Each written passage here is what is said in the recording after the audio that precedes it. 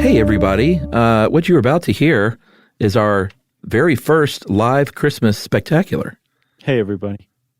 Josh is here, too.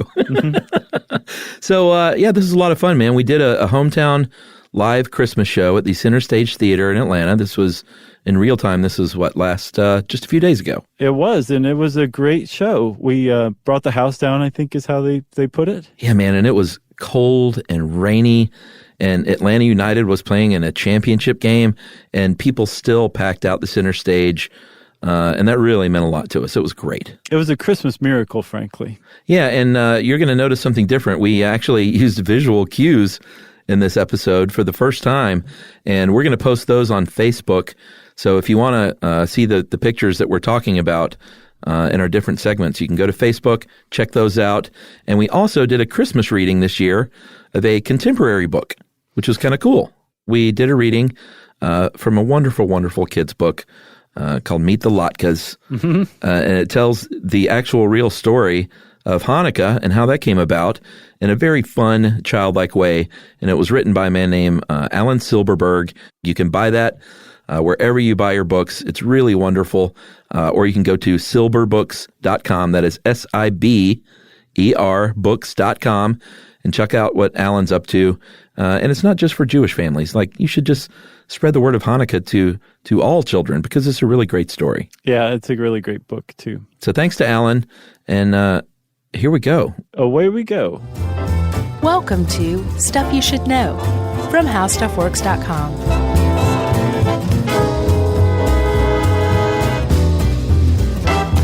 Hey, and welcome to the podcast. I'm Josh Clark. There's Charles W. Chuck Bryant. Jerry's even out there somewhere. And we are here live at Center Stage Theater in our hometown of Atlanta, Georgia.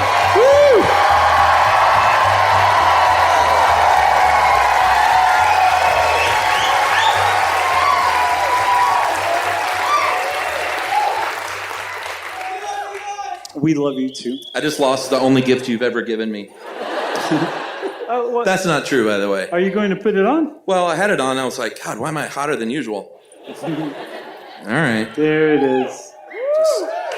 Fits perfectly. Yeah. I had the tailor-made for you. Nice. So,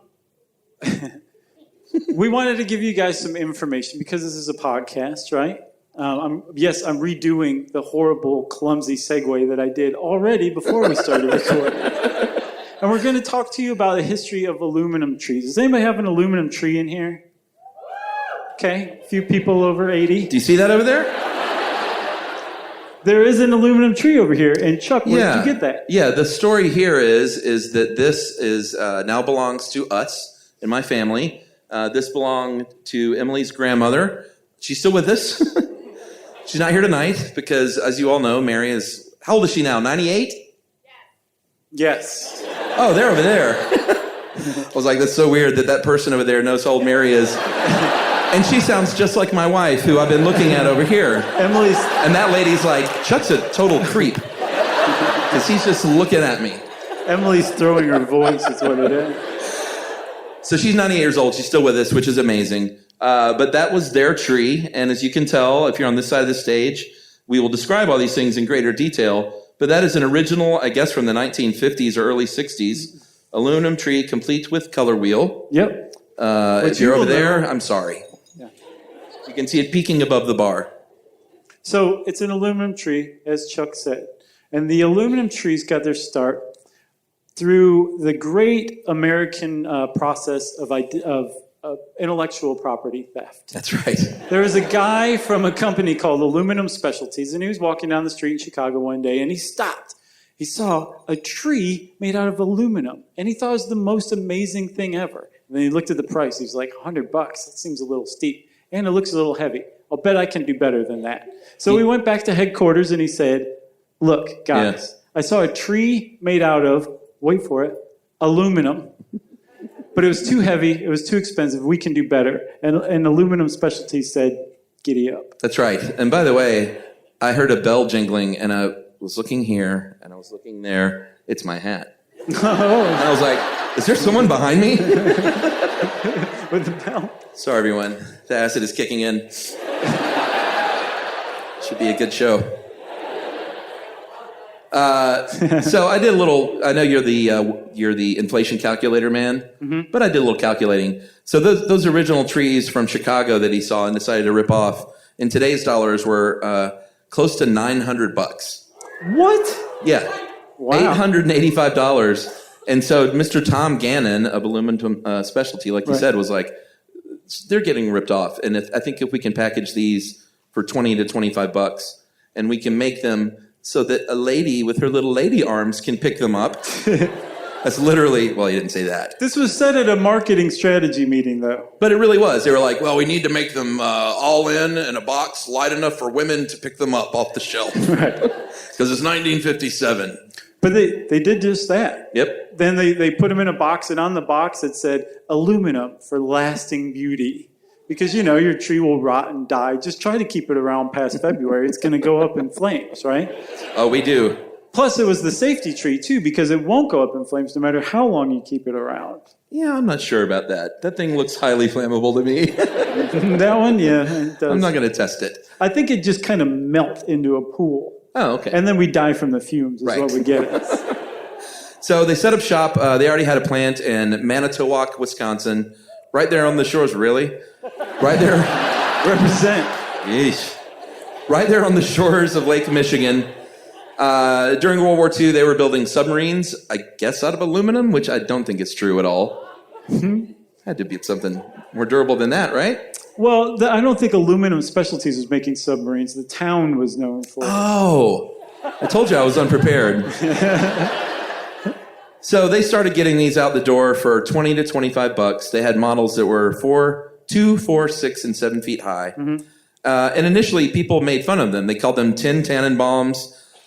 People were mad when they saw them at first in 1959 because they thought it was gaudy and gross and not a real tree. Not some beautiful, what will one day be appreciated as like a kitschy, beautiful item. Well, plus also it was like, what do you mean an aluminum tree? We just want trees. What are you, a communist? I want a tree made out of tree. Exactly. I'm trying to take my real tree. Don't say happy holidays to me. All right, there you go. That's my prop. Aluminum Specialties cookies were saved by, believe it or not, tire salespeople. So in Wisconsin, in the wintertime, they don't sell a lot of tires. And so tire stores said, well, we need to make some bread somehow. We got to get Christmas presents for our kids. How are we going to do this? And they heard about these aluminum trees, and they started setting them up in their showrooms. And of course, the pride of every town is the tire store that everyone walks past constantly. But people started walking past the tire store, seeing the aluminum trees in there, and said, okay, they actually are quite beautiful. I want one. And they started selling them like hotcakes. Here's an actual quote. I wish you could have found out who this person was. This was someone who worked at Aluminum Tree Makers of America. He said, "It was a salesman's dream to have this happen. Suddenly, the guy who wouldn't give you the time of day is your best friend." I think that was actually a tire store guy. Sure. Come on, give me more aluminum trees. I need them, man. I'm selling them too fast. So they sold something like, I think 90,000 in the first year. Is that correct, Chuck? Yeah, no, they sold over 100,000. They sold 40,000 in the first month. Gotcha. Which is crazy.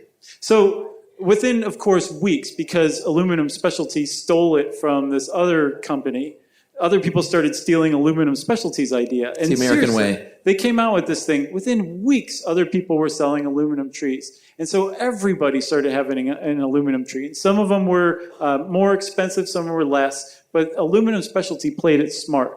They went right down the middle, and they had like 65% of the market share. And even today, their Evergreen product is like the most sought after. It's like the Cadillac of aluminum trees, I guess. That's a terrible analogy, but you get what I'm saying. I like it. Tires, Cadillacs, it's all coming around. Sure. So some of these companies, because it's the 1950s, we thought we'd read some of these names of companies that ripped them off because it's just so 1950s. Morris Novelties, Holiday Industries, Regal Electronics. Hold on. Holiday Industry. Yeah. That's my favorite. Astrolite Ltd. Not bad. That's a British company. And Asbestos Farms. really sweet. I made up that last one. This thing like my neck just itched when you said that. I'm getting uncomfortable just like every time I look over there, I want to take that off of you. Can I take this off, everybody? Yeah? You're going to literally cut. Thank you. Thank you. Just a little something for you. A little something extra. And look, it's a nice moundy garland. Thank you, everybody. All right, so they started to gussy up their trees a bit. One of these is gussied up because you see those little pom-poms on the end. That was an addition that they made to later trees because I guess they just wanted to make them special. They made them different colors. Mm-hmm. I think the pink ones these days are the most prized ones that you can buy on eBay. Yeah, one of them sold for like $3,600 once. Yeah, that's the appropriate What can I get for that one? I don't know. Are you familiar with the term struggling? Yeah, sure. That tree is struggling. Oh. There's somewhere in Snellville, there's a 98-year-old woman very angry at you. So you struggling? She's not in Snellville. She's down at the football game. Oh, yeah, she's watching Atlanta United lose. Right. No. I don't want that to happen, everybody. I'm just from Atlanta. I'm preparing myself. You just turned the crowd on us. I know. All right, so these things are moving like hotcakes. They literally sell over 1 million of these combined. And then, of course, like every sort of Christmas fad that comes, it goes. And some people lay the blame at the feet of none other than Charlie Brown. Yeah, isn't that weird? Like, most people think that Charlie Brown did away with the aluminum Christmas tree because in the Charlie Brown Christmas special, Lucy sends Charlie Brown and Linus out to go get a tree. The biggest aluminum tree you can find, preferably pink, right? And so they go off on this mission and they find some. Linus taps on one and it sounds like he's tapping on a ship's hull. Yeah. And Charlie Brown's like, no, I'm not doing this. I'm going with this tree, this little weird, crinkly tree, a struggling Christmas tree. And Charlie Brown takes it home and loves it, and it was like the spirit of Christmas was found in this little tree, and the commercialization of Christmas was personified in the aluminum trees. And some people say that's what kind of turned the tide. That's right. Other people say it was just coincidence, and it was bound to be a Christmas fad, no matter what. Charlie Brown just kind of helped push it over the cliff, as Charlie Brown as he does. He's got a lot of blood on his hands. But also gradually over the years, they did come back thanks to things like eBay and Etsy and people with extra money in their pockets that want to pay $3,000 for a vintage tree. People with no kids, back. I think, in other words. Yeah, exactly. But we still have ours, and it still looks great despite what Josh says. Let's give it up for the tree. So, all right, we made it through a segment. We made it through one tomorrow. So it wouldn't be Christmas, everybody, without a good Christmas miracle story or three. And we just so happen to have 3 of them for you. We had more, but we found out that a lot of them actually don't really add up once you start digging into them. These are legitimate, bona fide, the Pope has signed off on them Christmas miracles, okay? Hey, everybody. That's what the Pope says. Hey, everybody. That was Irish. Don't even know what's going on. All right, miracle number 1. And this one's going to knock your socks off. This was in 1931. We're going back in the Wayback Machine let's further do that. in time. That's what powers the Wayback Machine. That's right.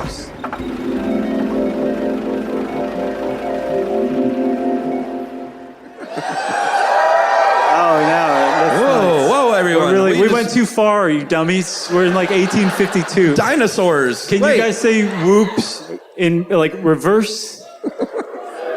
That works. It's working. All right. All right. Nice.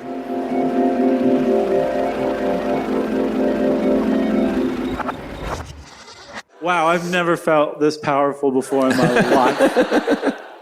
All right, so 1931, there was a couple named Ed and Julia Stewart, and they were making their way across Arizona on Christmas Eve, going home, and they stopped to change a tire because it got a flat out in the middle of nowhere near a town called Superior, Arizona.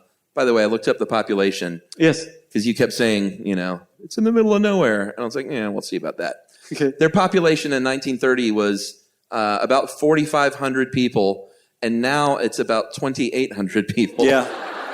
That's a steep decline percentage-wise. They're not going in the right direction. But even still, in 1931, 4,500 people, it's not that many. Plus, Arizona's not even a state yet. Yeah. It's just basically a bunch of people camping out together in the desert, is what Superior, Arizona was. And this couple, their names were Ed and Julia Stewart. They were about 10 miles west of Superior when their car got a flat on Christmas Eve. Oh, just wait. Just remember, it's Christmas Eve when this happens. So they pull over. Ed's fixing the car. And his wife is like, well, I got to go use the restroom, I guess, out here behind a cactus because there's no one around. And, oh, my gosh, there's a hat box laying in the sand, and it's crying. Yes. There was a baby in a hat box. I know, everyone. But this is a Christmas miracle story, so don't get too worried. Keep hope. There's a little girl in there, and she's like, well, this is weird. There's a little baby in a hat box. I almost peed on it. Yeah. Thank God it cried. And so I think we should do the right thing and not leave this baby in the middle of the desert. I'm hoping that it wasn't even a thought. I'm hoping she didn't even have that thought. They flipped a coin and decided to take little Hatbox Baby. They went Anton Chigurh on the thing. They're like, hey, baby, call it heads or tails. Everyone seen No Country for Old Men? Yeah? That was what that was referencing. So they pick up Hatbox Baby. They take Hatbox Baby to a hospital. You're laughing, but that's what they call this baby in the news. Hatbox Baby. Seriously. Should have called it Baby Christmas Eve. Sure. Or just Baby Eve. That's a real name. Yeah, sure. You know? Yeah. No one names their kid Hatbox. No, Hatbox Baby. I'm sure somebody sang like a barbershop quartet song, too. It was 1931. Yeah, that's true. You're my Hatbox Baby.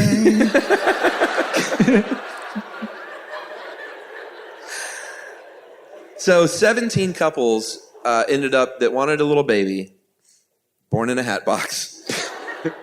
And they all applied to adopt little Hatbox Baby. 17 couples. Yep.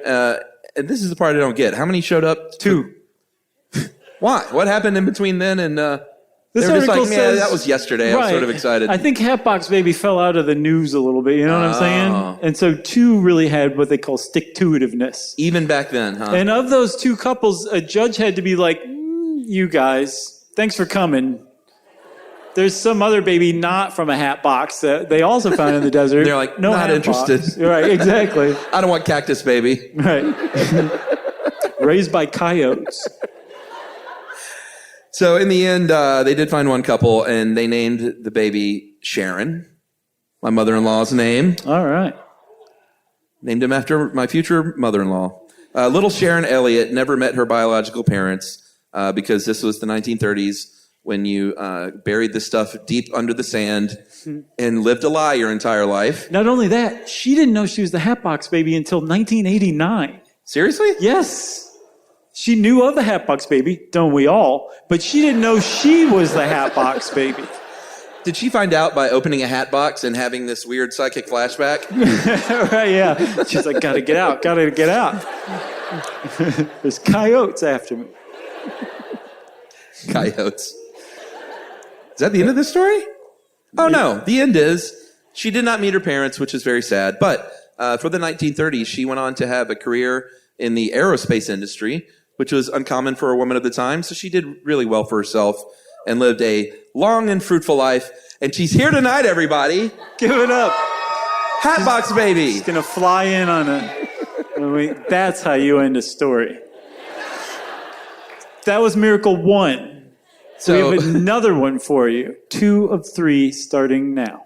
All right. We actually had 5, and we had to cancel 2 miracles. Yeah, I told him. 1, because it wasn't that interesting. And I'm just going to briefly say... I don't know.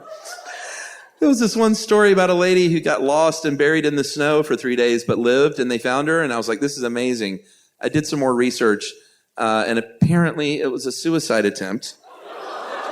And she lost her arms and legs and then sued the hospital. And I was like, I think we should not do this one. Yeah. There's no miracle here. What's the exact opposite of a miracle? Yeah. It's really bad. Of a Christmas miracle. I can't believe you told them that. Actually, I'm proud of you for doing Stuff that. you should know way. All right, so where are we going? Are we going to Korea? We are. We're going to Korea during the right. the onset of the Korean War, and the communists were coming down from China into the Korean Peninsula. And they were pushing the North Koreans further and further south, and a bunch of North Korean people had assembled at the docks at Hungnam. And in Hungnam, there were a lot of people hanging out, something like 100,000 civilians, plus a ton of Allied troops being evacuated. There were ships coming and going and getting people out, but they were mostly getting the soldiers out. And there were a lot of civilians standing there stranded. But luckily for those civilians, there was a captain with one of the greatest names ever, Leonard LaRue. And Leonard LaRue said, "Oh, you're going to die at the hands of the communists who are coming down? Not on Leonard LaRue's watch." And he just happened to captain a ship called the SS Meredith Victory. And the SS Meredith Victory was a large cargo ship, but it was in no way, shape, or form a passenger ship. That's right. And it was actually, weirdly, named after Meredith College in North Carolina, where my niece went to school. It's all full circle. Somehow, this Christmas miracle from Korea in 1950 has to do with Chuck. That's right, everybody. I like to feel like I had a hand in it. So they pull up this SS Meredith Victory, and here's where I got confused, and Josh was kind enough to clear it up, because in this research it said that it was only designed to hold 60 people. Why don't you lower the boom on how many civilians they ended up fitting on this? Leonard LaRue, in one shot, fit 14,000 people. This was a shoddy article. Yeah, so I saw that, and I was like, we're going to have to erase this one, because that's obviously a lie. You can't fit 14,000 people on a 60-person ship. But that was like 60 beds in the crew area. It was a large cargo ship. It wasn't large for 14,000 people. No. They literally stuffed them in there like sardines. They were all standing like elbow to elbow. No one could sit. No one could move. On deck, below deck. There was no water, no food, water. no heat, no toilets. Yeah, think about that. And 14,000 civilians from Korea. Think about that. Yeah. 14,000 civilians from Korea were packed elbow to elbow in the ship, navigating mine-infested waters for 2 days at sea. Yeah, I saw a quote from one of the dudes that worked on the ship. What do you call those people? Dudes that work on ships? Ship dudes. Yeah. One of the crew members. Yeah. Years later recounted, and he was like, the Korean people are somewhat stoic in their nature, he said, but I couldn't believe, even with that, the way they behaved. And no one, he said it was so orderly, no one fought, no one jostled, everyone just sort of worked together to make this Christmas miracle happen. So okay.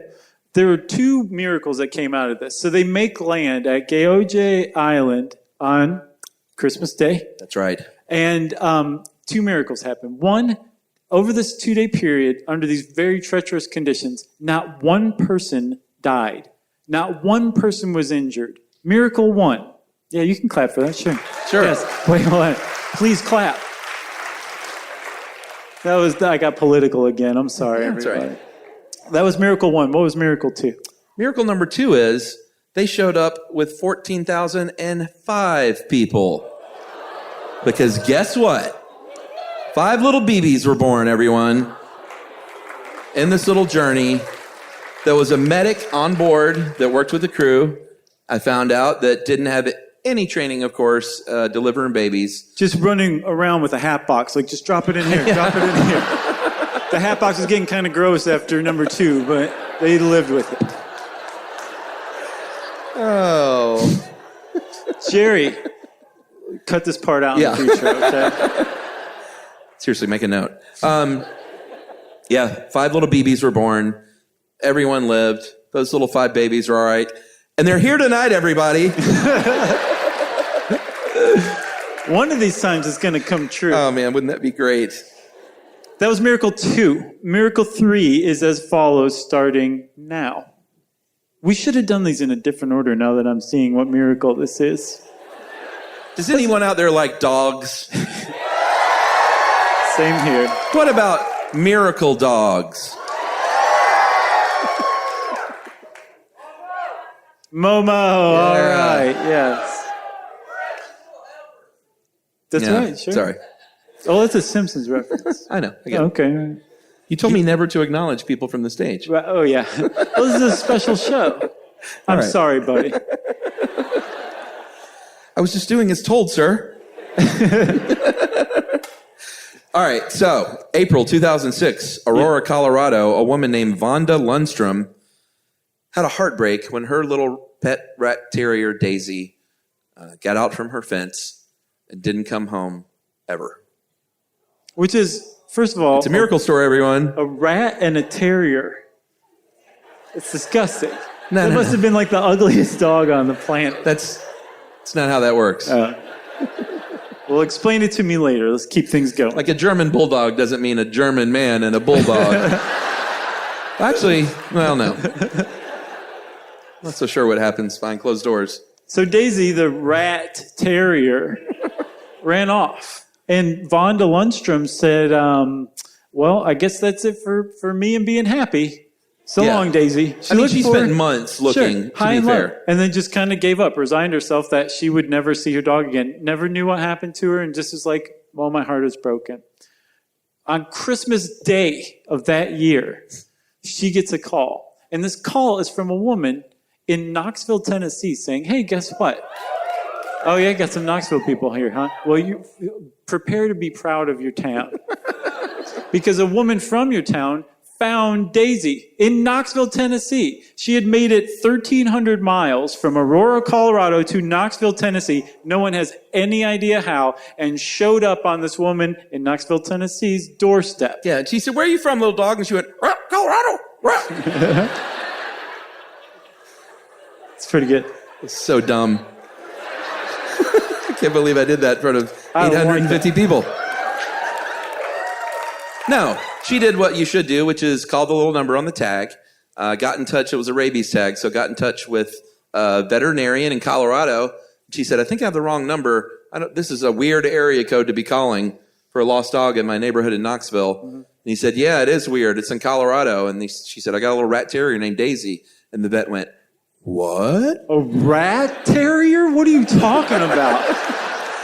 I don't know how you do it in Tennessee, lady, but Right. here in Colorado, we breed dogs with dogs. Oh, that's not how we do it in Tennessee. So he said, I think that we have a match here.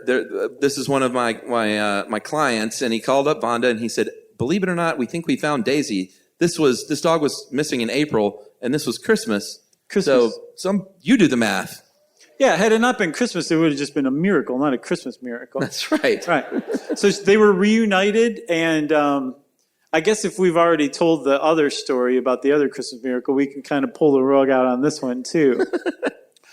Daisy was reunited with Vonda, and Daisy got home to find out that Vonda had replaced Daisy, and she had to share her house with another dog. Yeah. That must have been pretty awkward for Daisy. It's like finally back home and runs inside and is like, oh. This is my spot. You haven't been here for a while, so let me tell you what the rules are, Daisy. Yeah, and the dog's like, no, I all over that. And I'm about to again. Is that our last miracle? That was it. That's what I'm saying. We did them out of order. All right. Thanks, everybody.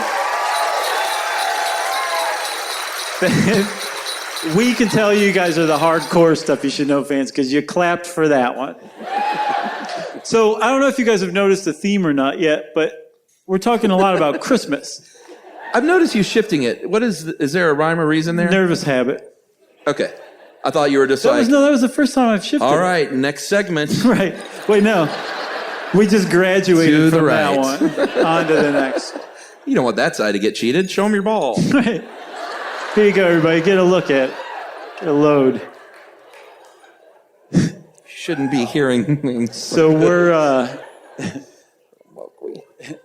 we're talking Christmas, and what would Christmas be without shoving elbows to the teeth? Maybe a little bit of choking. They're like, oh wait, I can go to jail for that. Over the must-have toy of the season. And we found out that there was a toy that spanned not one, but 2 Christmas seasons.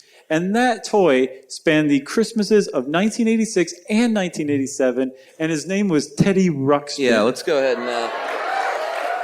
Remember that little guy? How adorable. Comes with a cassette and a storybook. Yeah. And you can buy more cassettes and more storybooks and more cassettes and more storybooks. Because that's how they get you. Right. That's how they got you with Teddy Ruxpin. And he was super groundbreaking at the time, right? Teddy Ruxpin, if you don't know what Teddy Ruxpin is, he's this guy, but your kid would put a cassette in his back and press play with like sticky little chocolatey fingers. And Teddy Ruxpin... Hold on. There we go. There you go. We don't want to give away the horror that awaits. Right. And Teddy Ruxpin would come to life and be like, hey, you're my friend, whether you like it or not, kid. And like his eyes would open and close and his nose would spin and he'd start talking. But he would talk, not just, babble or just talk about his day or something like that. He would talk and he would tell a story, right? I was born in a hat box. Right. He was an amazing bear that told your kids stories, and every kid wanted one. But there was actually a pretty great story leading up to it. And it was a Disney Imagineer named Ken Forsey, who was the guy who came up with Teddy Ruxpin. And he worked on him for so long that his original idea was for Teddy Ruxpin to have been a monkey because he wanted to salute the space program. That's how long the guy had been working on Teddy Ruxpin. So I did a little more research into this guy. Like you said, he worked at Disney. What do they call themselves? Imagineers. Oh, wait, I'm sorry. Oh, Imagineers. He actually helped design. He was one of the designers on the Haunted Mansion. Mm-hmm. So big ups for that. Best ride ever. And then, if you were a long-time Atlantan, you might remember over at where Phillips Arena now was the old Omni, CNN, and they had the World of Sid and Marty Krofft, which is this weird LSD-fueled amusement park, indoor amusement park, and he helped design that too, which is kind of cool. Yeah. So, like we said, he worked at Disney, and he was like, I've been to the Hall of Presidents. Why don't I just take Abraham Lincoln and wrap him in fur, cut his head off, wrap him in fur, and I think I have $1 million seller. Right. But he worked on it for a while, and the reason it took him so long is because originally Teddy Ruxpin came in 2 parts. You had Teddy Ruxpin, and then you had a box, a big, clunky, ugly box with sharp edges and would catch fire. And this box sent FM signals to Teddy, and then that's how Teddy, with the receiver in his face, would talk and move his mouth. Literal radio signals. Right. He could not have been more complicated if he tried. Right. So, but also really clumsy and cumbersome. A 2-piece set. No kid wants to set up a receiver and twist the dials, or no, they want the hard, sharp box inside the bear. Right. But it was a huge move when they managed to combine the two together. And what they figured out was that they could use one track on a regular cassette tape to record the story, Teddy's voice, and then the other track, they recorded ultra-high frequency radio signals that told Teddy how to move his face. Yeah, it was connected to a little motor. Cassettes record in stereo, so there's 2 sides. Yep. And they just used one to send a signal to a little motor control, and all of a sudden he could come to life and haunt your dreams. Right. And with that, he took off. 1985, they released him in September, and they were sold out within a month. I think 43,000 units just overnight. Yeah, but this guy was thinking big, though. He was like, this is not a teddy bear, everyone. He created this whole backstory, and he wanted television shows and movies and things to accompany this. And it actually worked. He went into the office and said, oh, he's not a bear. He's an Iliop, which is a species native to the fantasy world of Grundo. And the people he was selling it to Seriously. is like, can he just be a bear? Yeah. I don't want to think about this today. You got a bear that talks like that. That's seriously all you need, Good enough. dude. He's like, no. First of all, he's wearing a tunic. Bears don't wear tunics. Don't be ridiculous. He's an Iliop. So it was a pretty big breakthrough, and Teddy Ruxpin started to take off. 43,000 units in the first month. Yeah. They sold 1 million within like the first 3 or 4 months. It was like a hit. So much so that it spanned 1986 and 1987's Christmases. Yeah, and so much so that he did get 2 specials out of ABC. Believe it or not, he tried HBO, and they're like, that's weird. We're HBO. Right. But ABC was like, sure, why not? So in November and December of 1985, they had 2 live-action Teddy Ruxpin specials about this cute little Iliop. From Grundo. And it came back over the years. I mean, here's the deal. Parents hated this thing because it was like $75 back then. Which is like $1 million today. $1 million. And these cassettes, because the kids are like, well, I've heard that one. I want to hear the next one. And they were $12.95 a pop to get the little book and the cassette. And he was like, oh, I can write stories all day long. Yeah. Children. Yeah, in the middle of these stories, you'd be like, hey, kid, go tell your parents to go get another cassette. Tell them this, just say what I'm about to say. That you will hold your breath until you pass out unless you get another cassette today. Okay? All right, okay. So anyway, in Grundo, it's always lovely out. That's how he would talk. Like there was something wrong with him. I found a few of these titles, too, by the way. Oh, you did? Yeah, there was one called they all had colons, too. One was called The Mushroom Forest. You can be anything you want to be. It's like a Gladwell. Wonder what was going on there. Oh, yeah. There was one in the early 90s, and this is not a joke, everyone. Grunge music, tap your feet to the beat. You lie. I'm serious. You lie. Because grunge, the most toe-tappingest genre of music out there. Right. And then finally... But also, that's a Teddy Ruxpin title? What did he tell the story of? I don't know. A bunch of stage diving Iliops. I guess so. And then finally, and Teddy Ruxpin came back a few times over the years. In fact, I think you can still buy them. Like, just a few years ago, there was another company that was like, sure, we'll buy the license. We'll take a crack at it. There was one, finally, where he jumped the shark that was called this. This is the title. Teddy Ruxpin visits the dentist, sponsored by Crest. It's ridiculous. It wasn't implied. That was the title. Right. Anyway, we have to take a message break, everybody. I'm kidding. I was making a joke about the Crest thing. Settle down. Yeah. I do have my Christmas Somebody MeUndies said on, no. though. I do. I wear my Christmas light MeUndies. It's authentic, everyone. So Teddy Ruxpin, he went away. The market got saturated. There was something called Rappin' Rabbit. There was one called Blabbering Bear, which is just a terrible name. They did zero market research. That's how fast everybody was getting this stuff. That's the to one market. I would have gotten, like the Sears version. Oh, yeah. Blabber Bear. Not by your own choice. No. Oh, same here, buddy. Yeah. I know what you mean. Knights of the Round Table. Yeah. Yeah.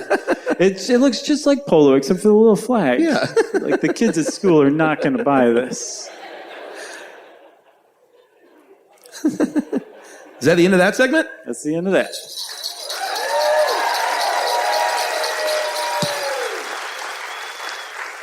It's going great. It's going not bad. So, again, we're talking Christmas. And what would Christmas be without the most horrific assemblage of monsters that you've ever encountered in your entire life?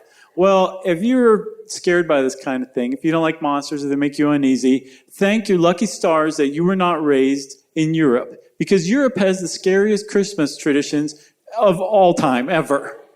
And we're going to tell you about some of them. Yeah, we've talked about this in past Christmas specials, how Christmas was basically co-opted by Christians from weird pagan holidays with horrific beasts. Mm-hmm. They're like, let's turn that into the birth of Jesus and Christmas. This is wonderful. Right.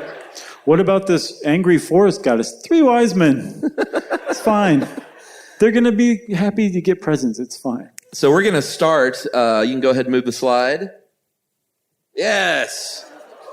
We're going to start in Iceland, everyone, with the Yule Cat. You have to say it. You have to say it in the Icelandic, Chuck. Get that friendly guy.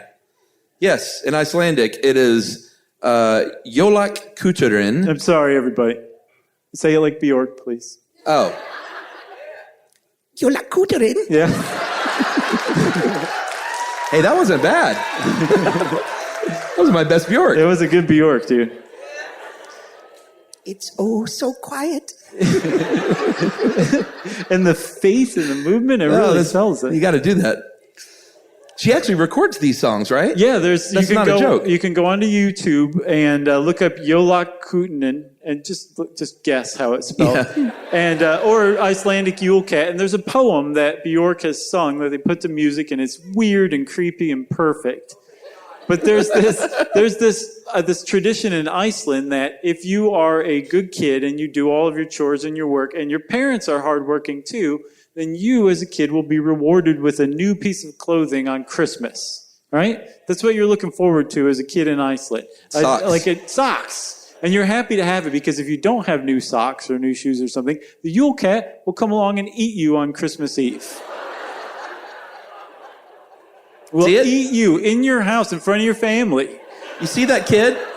He knows. He's like, there's totally a cat behind me right now, isn't there? And his friends are going, nope. Yeah. Wearing their new jackets. Right, yeah. Members only. We're all good. So the whole thing is the Yule Cat just goes from house to house. And I think Christmas Eve or Christmas, one of the two. I think if you're being eaten by the Yule Cat, it doesn't matter. Sure. What's one extra day? The Yule Cat's looking into the windows like, new shoes. Okay, you're off limits. Oh, new apron? I guess that's an article of clothing. It's just going from house to house. And then the Yule Cat will inevitably find some kid who was lazy and didn't do their chores, so they didn't get a new piece of clothing. Yeah. Pounce, tear, rip, meow, right? Yule Cat gets it done. But there's something really sad about this, too. What if you're like a good kid and you do all your chores, but your parents are not well off? Well, TS for you, the Yule Cat's going to get you anyway, because the Yule Cat doesn't discriminate. The Yule Cat just goes by whether you have new clothing or not. He hates all children. Right. So what's very sweet is if you read this Yule Cat poem, in the end it says, hopefully this will have you give a thought, children, to kids who are less fortunate than you, so you can make sure that they have a new piece of clothing around the holidays, so they won't get eaten by the Yule Cat. Right. And if not, the blood is on your hands. Right. Meow. Meow. Yola Kuterin. What I love about all these is it was, when you look at the progression, Christmas softened to the point now where it's like, oh, you get coal in your stocking. And back then it was like, a cat will come and eat you. Eat you in front of your family. Because it's all like good kid, bad kid. What are you going to get? You're going to get a present or coal? And back then it was like, will you live or will you die? That's right. It's really amazing. All right, for this next one, we are going to Germany, the home of many horrors. A lot. Germany and Austria, which featured this kind woman, and I guess her band of... Her soul eaters. Yeah. Clearly. This is Frau Perchta. Frau Perchta was a witch who would, if she thought you were pretty good, give you some candy. If she thought you were bad, she would cut you open and tear out your guts and stuff you with garbage. Yes. That's what they taught kids. Better not be bad, or your guts are going to get pulled out and replaced with garbage by Frau Perchta. Yeah, she would visit over the 12 days of Christmas because she had a lot of work to do. I saw one descriptor that she was often described as having one abnormally large foot called a goose foot. Oh, I haven't heard that one. I don't know. It's a good one. I thought it was called drop foot. I don't even know what that is. You got the goose foot? So, did you have a mishap at the mani-pedi place? So the other thing it said too, that she would slit their bellies open and stuff it with straw and pebbles. I like garbage more. I like garbage too. Because it also makes you think, like, what kind of garbage? Like coffee grounds and banana peels or something? Or more like... I don't think she's composting. Right, okay. But I mean, that's garbage. Because remember, you have to turn the kid every 2 days. Right, exactly. Keep it out in the sun so it gets nice and steamy. Maybe put some worms in there too. Well, she was a forest goddess, so it would make sense. Look at her. So Frau Perchta, not who you wanted to run into if you were a bad kid. All righty. Who's next? Germany again? Yeah. Of course. If you were in Germany, or nowadays if you're in Pennsylvania Dutch country, which is in Pennsylvania, You might run into a little guy named Belschnickel. Let's bring up Belschnickel. Guys, Like, that kid is not joking around in that photo. this is supposed to be fun. Holiday fun in Germany. I know it looks like a hostage situation. It does. At like an Olympic Games. Like, can you imagine if that guy came in through your door and was like, no, not your parents. I'm here to see you. Come here. Wow. So the thing about Belschnickel was this. Belschnickel was like, his name means either, what is it? Beltzen means to wallop in German. Yeah. So he either means like walloping Saint Nick or Saint Nick in pelts and furs. And if you ran across Belschnickel, he's like this old kind of woodsy guy who would show up a couple of days before Christmas to find out whether you were naughty or nice. And he would find out like this. He'd take some candy, maybe a few nuts, because again, you're like a Pennsylvania Dutch kid, so like you'll go crazy for a few walnuts even.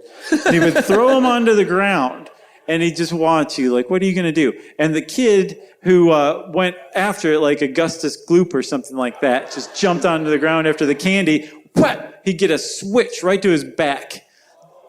Like 2 days before Christmas, as part of the Christmas tradition. And that's what Belschnickel was doing. He was there to sort the naughty kids from the nice, but he's not nearly as bad as like Frau Percht or anything like that, because he would take time with the naughty kids. Sure. And kind of teach them, like, no, don't That's what's jump going on to the right ground. there. I think so. This kid's about to be indoctrinated into the Belschnickel way of doing things. He just showed himself to. Let he us just show dove you on the the ground. Belschnickel way. Right. But he would spend time with the kids who were bad to basically say, this is how you do it. Here's some candy. And he was meant to be a warning before St. Nick came to say, you can still be good Right. before Christmas. I think that's a great warning. Let's go to the next slide. That's another picture of him, just in case you needed some more nightmare fuel. And then let's go one more. Yes. If that sounded familiar to anyone, there was an episode of The Office. Everyone knows Dwight Schrute is from Pennsylvania Dutch country. Yeah. And so he brought the legend of Belschnickel to the office in an episode. It's pretty great. It's pretty good.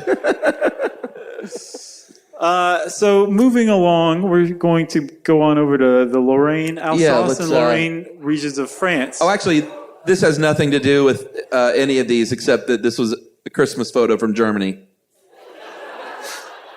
The home of Belschnickel. All right, let's get away from that. All right, here we go. So Hans Trapp. That's Hans Trapp coming in the window there. Oh, it is? Okay. So this is nothing. The next slide will really kind of give you the feeling of what Hans Trapp's all about. Hans Trapp is a man who is a rich, wealthy man who decided that he wanted to eat children. He was that rich and wealthy, and so he was just going to do it. So he waited for a kid one day and pounced on him and took him and cooked him, got this far, and was about to eat him, and then God intervened and struck him down with lightning before he could actually eat the kid. No, but wasn't this a true story? Yes, it was a true story. No, but there was really a guy named Hans Trapp, though, right? According to legend. That was a cannibal Satanist. Right. And Christmas enthusiast. Right, who was struck down by lightning by God. Right. Okay. So Hans Trapp was resurrected as a scarecrow man who will come through. Yeah, let's go through the next one. In the around Christmas time to make sure that kids are behaving so that they are not eaten by him. That's yet another threat. Christmas in Germany, everyone, right behind me. Well, this is France, actually. Oh, all right. I back off Germany for a minute then. Right. I thought that was Germany, no? Hans Trapp's my least favorite Christmas figure. We're going to stay in France, everyone, with the last one. Let's switch that slide. Not bad, comparatively, right? Like, I'll take this guy any day over the rest of them. This is, how do you pronounce that? You're the Frenchie here among us. Père Fouettard. That last that really finishes it off nicely. This is the French legend. The name translates to Father Whipper. And there was another evil butcher who craved children to eat. This is a constant theme in Europe around Christmas. And if you listen to our Grimm's fairy tales or the Grimm's brothers. There's a constant theme in children's literature that if you did not behave, you would be eaten by an adult. Right. Very sweet. So he craved children to eat, and he and his wife would lure 3 boys into the butcher shop where they would kill, chop up, and salt these children until St. Nicholas comes to the rescue, resurrecting the boys and taking custody of the butcher. I love that. He takes custody. He said, "You're with me now. You work for me. I'm St. Nick." Yeah, and he literally put him to work. He was not like, "You go to the authorities." He was like, "Come on back to the North Pole. I think I got something for you." But it wasn't like, "Come on back to the North Pole. I want you to start painting checkerboards for the little boys and girls." It was, "No, I like the cut of your jib. Yeah. I want you to come do that for me." So he would send them out ahead of time to basically Belschnickel all the little kids. It's like, "You heard of Belschnickel? Just do that." Then St. Nick would come in and be like, "Oh, hey, at least I'm not Père Fouettard, right? You know, I'm St. Nick." Good cop, bad cop. Basically, exactly like that. Except the bad cop had no choice in the matter because he was in the custody of St. Nick. That's right. And that's France. Who needs a drink? Us too. All right. We just so happen to have a bar over here. So we're going to go to it now. All right, everybody. We're moving to the bar set. Yes. Hold on. Oh, thank you. Chuck's going to get my thing.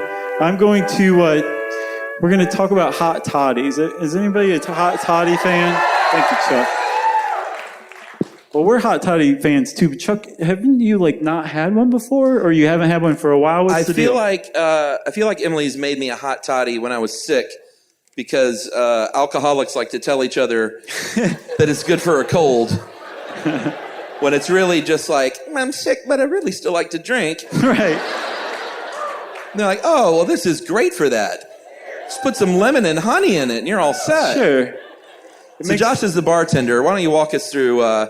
Well, first of all, we should talk a little bit about where the hot toddy might have come from. So they actually don't know. They think possibly it came from Scotland, Edinburgh, and in Edinburgh there was a well. You didn't say that right. It's Edinburgh. Right. There was a well that everybody drew water from, and water is like a big feature of the hot toddy, and the well was called Todd's Well, T-O-D's well. And they think, well, there you go. That's story one. Maybe. There's another one. In India, they drink a medicinal drink called the toddy. Yeah, T-A-R-I, the toddy. And it's made from tree sap. Nah. There's another one. There was a guy named Robert Bentley Todd. He was a doctor, and he would prescribe this stuff constantly, whether you were sick or not. He'd be like, "Just drink this." And they think maybe he was the inventor of the toddy. No, I like that one. You like that one? Yeah. The fourth one that I came across was that it was invented to make scotch more palatable to women, and I think that's probably where the hot toddy came up. So they could sell more scotch, basically. And then they came up with these backstories for it. That's right. So you're brewing up some water. I am. What do we have here tonight? Got a little local rye, it looks like. Resurgence Rye Whiskey, everybody. So if you don't know how to make a toddy, it's super easy, and it's really actually quite good. Oh, great. This show just took a turn to the left. But a toddy is just delicious whiskey of some sort, usually. It can be Scotch, it can be Irish, it can be bourbon. We're doing bourbon or rye or something like that. A little sweetener, usually honey, some citrus, and then some hot water. That's it. Right. But depending on where you are in the country, there are variations, of course, when you get geographically specific. In New England, you might have one made with clam juice. Just kidding. Now, they actually use maple syrup instead of honey in New England. Where else? In Ireland, they use potato water. No? Just a joke? We really have gotten into dad joke territory in the last couple of years. Some people have pointed it out, and I'm like, by God, they're right. That is pretty lazy. I'm like, Ireland, potatoes, right? Right. Irish whiskey there. In Scotland, they use Ewan McGregor's sweat. Well, that's just heavenly. Kidding. They use Scotch. And then William Faulkner actually had a recipe that used bourbon. I don't have a William Faulkner joke. It's a very serious man. So tell us what we're doing here, Josh. What do we got? So I put about an ounce and a half, 2 ounces. This jigger doesn't actually say how big it is. But you want to put 1 to 2 ounces in, a couple of tablespoons of honey, a bunch of lemon, because, that's what makes it, the honey and the lemon makes it medicinal, right? That's right, said the alcoholic. I'm going to put... I was talking about me, by the way, not thanks. you. All right. I was like, just go with it. He doesn't know his tongue. I'm going to put a little less than a whole lemon in between the two of them. And then the coup de grace, which I found out means death blow, not the final touch. Did you guys know that? I've been saying coup de grace my whole life, thinking like, oh, it's the final touch. No, it means to cut off the head. A little bit of water. All right. I will say this, though. Jokes about alcoholism aside. Here's another one. There are doctors, like Mayo Clinic doctors, that have said there is a little bit of legitimacy here. The lemon does help. The honey does help. Warm liquid, I know, people are like, yeah, whatever. Warm liquids help with congestion. They help loosen things up. They help stimulate your saliva. They also said there is a mentally desired effect, which is just a nice warm drink, which if you're stressed out around the holidays, that can help if you're sick. And the booze. And I'm like, are the Mayo Clinic doctors all alcoholics too? Because this all sounds like enabling speech. They recommend a little nip 3 times a day. So, how is it? Have you tried it yet? No, I smelled it. Oh, that's pretty good. Is it? Cheers. Happy holidays. Happy holidays, everybody. Ooh. You like that? That's nice. Does it need any more honey or anything? I'll make it right for you. I think it's perfect. Okay, good. So, well, that's our drink. That's a hot toddy. And the hot toddy... What? Only at Christmas. All right. And so every other show where there's a bottle of booze on the stage. This is all so delicious. I think we should retire by the fire, my friend. We are. We're going to take our hot toddies and we're going to go over and we're going to read. Well, we're going to talk first and then we're going to read a story, okay? Okay. And seriously, this set, I'd love to have a set like this at our house. Can we get one of these, you and me? Little fake fireplace. I feel like I should be walking like this during this song. I know. Tiptoeing. So, has anyone ever really paid attention to that famous Andy Williams song, It's the Most Wonderful Time of the Year? Usually sung by Johnny Mathis.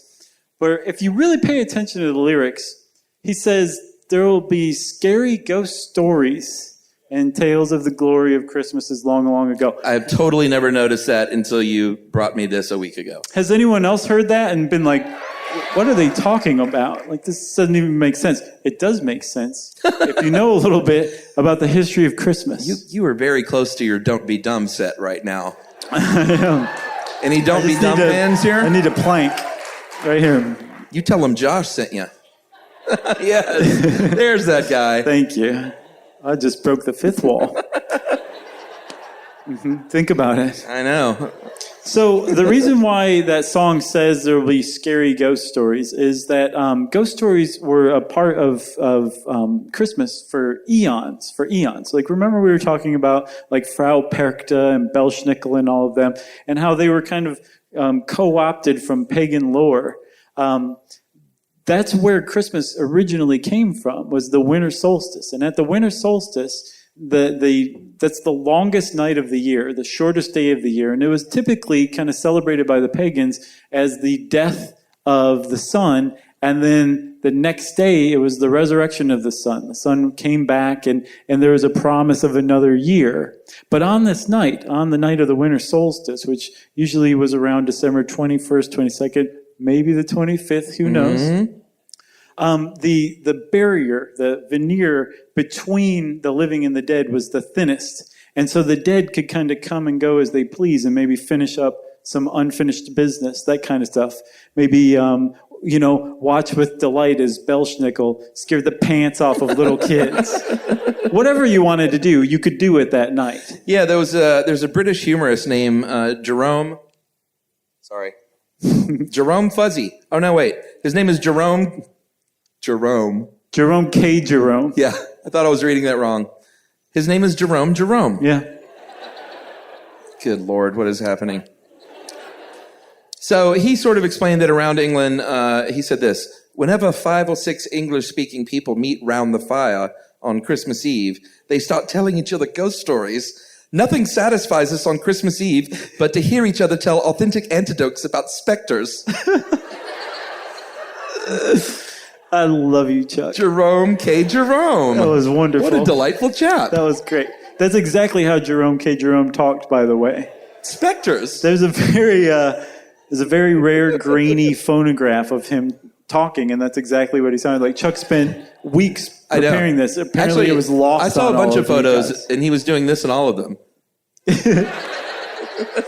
So it was well known in Victorian England that ghost stories were part of Christmas. And that actually explains another weird thing, if you step back and think about it, why there's a bunch of ghosts in Charles Dickens' A Christmas Carol. Yeah, I never really thought about that because it didn't make sense. I mean, I think it makes sense just because you're born reading that story and seeing those movies. But when you look back, it doesn't make any sense that these ghosts are coming on Christmas Eve because here in America, we associate ghosts with Halloween. Exactly. But in jolly old England, the specters come out. He's going to keep at it until you guys give him a good laugh, so I just get it over with now. Hey, there were 3 or 4 good laughs in there. No, I'm with you. All right. So in A Christmas Carol, Jacob Marley comes and is like, Scrooge, don't be like me. He's finishing up unfinished business because he can kind of cross over to the other side. So that's why ghosts pop up from time to time in Christmas stories. That's right. And Christmas songs. Isn't it delightful? Because it is a tradition to tell a ghost story around Christmas, which is why we are not doing that. We're going to tell a story about latkes at Hanukkah. That's right. Because we are non-traditional. Oh, look at that, everyone. Has anyone read this yet?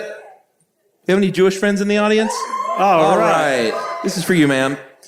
So this is a story called Meet the Latkes. Chuck and I just happen to have the hardbound edition in different editions. Is it upside down? Thank you. And we're going to read you the story of the Latke family, which hopefully you will love. All right, we haven't even practiced this yet, so we'll see how it goes. Meet the Latkes by Alan Silverberg. All right, let's go forward 2 slides. One more. All right, here we go. You want to start off or me? I'll start. All right, are you going to do voices and stuff? I don't know. Let's see how it goes. Okay. Meet the Latke family. They're just like you and me, except they're potato pancakes. That's Lucy Latke and her dog, Applesauce, who, despite his name, seems to also be a Latke. So Lucy says, hello. And Applesauce says, woof. I got to say, we are doing a dog voices. named Applesauce is pretty great. It's a great. Yeah. But as you'll find, Applesauce is a bit of a know-it-all. You probably won't like Applesauce by the end of this. All right. Moving on.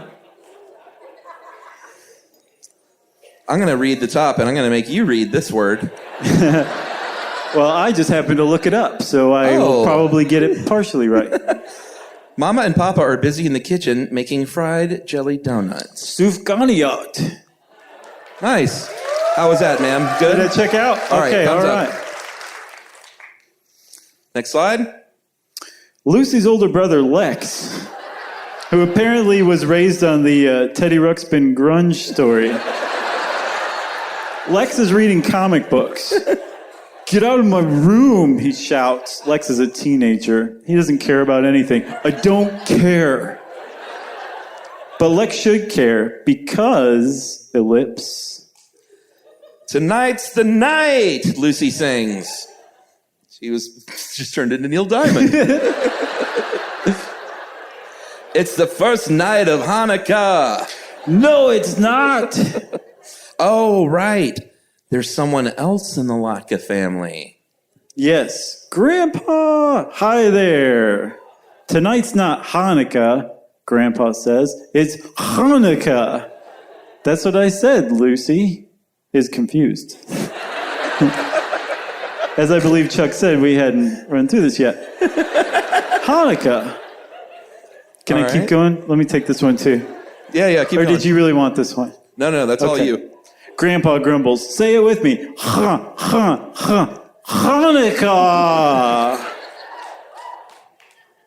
Look at that latke. So this is when applesauce comes along to clear things up. Right. This is about the time when you'll probably stop liking applesauce. Actually, both Hanukkah and Hanukkah are right. The holiday's name is Hebrew, everyone. So there are different ways to spell it and say it in English.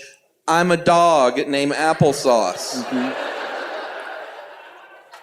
That was a good applesauce. Thanks, applesauce, says Lucy. Says Grandpa. Oh, they're still getting ready for Hanukkah, everyone. Hanukkah! The Latka family cooks and sings. Just wonderful. They're singing the dreidel song, everyone. Oh, dreidel, dreidel, dreidel. You know the rest. Yes, very nice. Oh, we're singing. Don't worry. Yep. And they decorate the house. Look, they've even decorated applesauce. Mm-hmm. Applesauce is like, actually, this is more bunting than decorations. And he said, here, applesauce, eat this. Except for Lex. He still doesn't care about anything. I still don't care. I could do Lex all day. I'm trying to decide who the villain here is. Is it Lex or applesauce? It's applesauce. Is it? Oh, I love... You knew. Oh, yeah. Yeah. I've disliked applesauce since day one. But you're kind of a Lex, though, at the end of the day, aren't you? Do you really think so? I don't know. I thought more of a Lucy. I thought you were kind of a grandpa. I was kind of happy go, well, yeah, maybe. I identify with Grandpa more, sure. Yeah, all right. So after the menorah is lit and the dreidels are spun and the gelt gets gobbled, Grandpa plops Lucy onto his lap. Do you want to hear about the miracle of Hanukkah, my little Latka? And this is the best part, everyone. It tells the true story of Hanukkah. It's not just fun and games. I do, Lucy says, biting into her last chocolate coin. That's the gelt. Did someone just correct my pronunciation of gelt? Grandpa begins with just a whisper. First, you need to know about the bees. Bees? Lucy asks. Grandpa nods. Hanukkah is a celebration of how the Jewish temple was saved from destruction. We celebrate this holiday thanks to the brave bees who buzzed and stung and fought to keep our people safe. I'm going to take the despicable applesauce. Okay. I'm pretty sure there aren't any bees in the history of Hanukkah or Hanukkah. Feh, says Grandpa. Whose story is this? You're a dog named Applesauce. I threw that last part in. I don't know if you guys are following along. So Lucy's eyes widen. Were the bees big, Grandpa? Big, they were huge, giant. They were mega bees. And then applesauce comes in. You mean Maccabees? Grandpa says, no, definitely mega bees. And the biggest, bravest of them all was Judah Maccabee. That's Judah Maccabee. He was a mighty warrior and a heroic Jew who lived in Israel more than 2,000 years ago. And there were no bees. Woof, pee. Yeah. But too late, applesauce. Lucy can see it now. Judah and his swarm of giant bees buzzing and stinging and fighting to save the Jewish temple and the lives of everyone who worshiped there. And who do you think Judah and his big bees were battling, Grandpa asked? That's easy. It was... Oh my goodness, everyone. It's alien potatoes. What's the planet's name? Sure. Thank you. Planet. I just thought it was a coincidence. I don't understand why you said planet. I'll explain it later. Okay. Zip, zap, wowie. It's getting too small for my old eyes, said Grandpa. Grandpa continues, outer space spuds invaded Earth. Lasers shot from their eyes.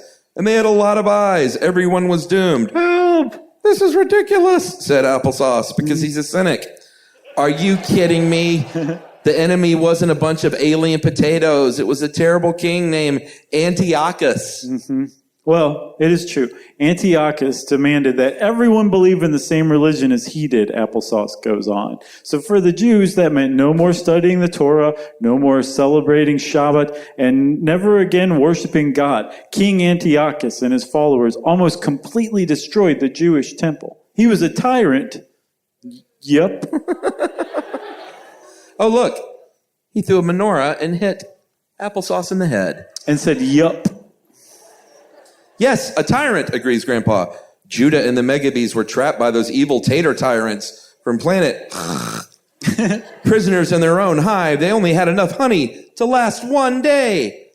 Running out of honey? No, they were running out of oil. They needed oil to keep the temple's eternal flame blowing and burning. And they weren't bees. Shh. Everybody, applesauce is going to find his way to a hat box in the desert. I love dogs and I hate applesauce. The Megabees plotted and schemed, Grandpa says, and the next morning, when the sun rose on the temple, an enormous wooden dreidel stood in the village square. What could it be? The alien potatoes all wondered. And why does it buzz? Lucy waves her arms. I know. The Megabees were hiding inside the dreidel. Lucy was right. All right, everyone. Let's finish strong. Smart Latka, says Grandpa. Plitz, plats, plots. The Megabees burst from the dreidel and sliced and whipped and mashed those tater tyrants into taters. Tattered tater tyrants? Lucy asks. Try saying that 3 times, Grandpa says. Tattered tater tyrants, tattered tater tyrants, tattered tater tyrants. All right, wow. Everybody. You all get gelt. It's not bad, everybody. And then, miracle of miracles, Grandpa says, bringing it down a little bit. Judah Megabee stood in the middle of all those spoiled spuds. What a waste, he said. And so that great warrior added some egg and onion and a pinch of flour to make something good from the bad. Potato latkes. And Us? Us. Oi. Oi. Applesauce. Do we have any applesauce fans? No, that's great. I love this crowd. Oh, okay. Got 2 people like applesauce. Lucy's eyes and mouth are wide open. So the miracle of Hanukkah is that a long time ago, Megabees turned alien potatoes into latkes? Is that really true? Of course it's not true. You keep it up with applesauce on that next one. The miracle of Hanukkah, is that not only did the small group of Maccabees protect their temple from King Antiochus' powerful army, but also the tiny bit of oil left to light the holy menorah didn't last for just one day. The oil kept the eternal light bright for 8 whole days. That's right. You can applaud that. That's fine. Lucy points to her family's glowing menorah. 8 candle holders. 8 days of the Hanukkah miracle. And the... How do you pronounce that? Shamus. Okay. And the shamus, the tallest candle to light all the others. You know what, says Grandpa, I like the dog's miracle better. Me too, says Mama, who we all forgot about. Me too, says Papa. The same. I don't care, says Lex, stuffing his face with chocolate gelt. Lex, you left your room, cries Mama. It's another Hanukkah miracle. And she gives him a hug. Squeezing his Beats by Dre clean off of his head. And that is Meet the Latkes by Alan Silberberg.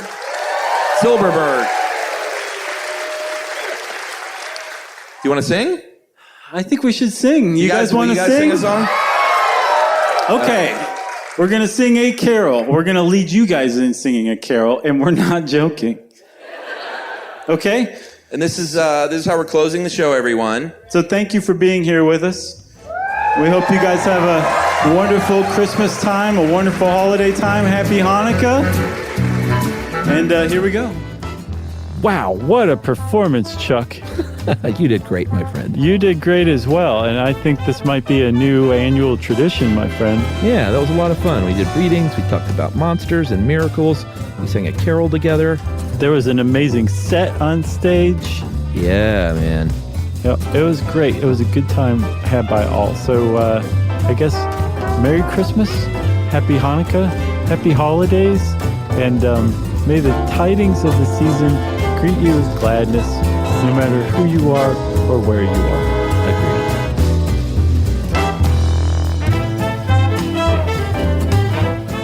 For more on this and thousands of other topics, visit howstuffworks.com.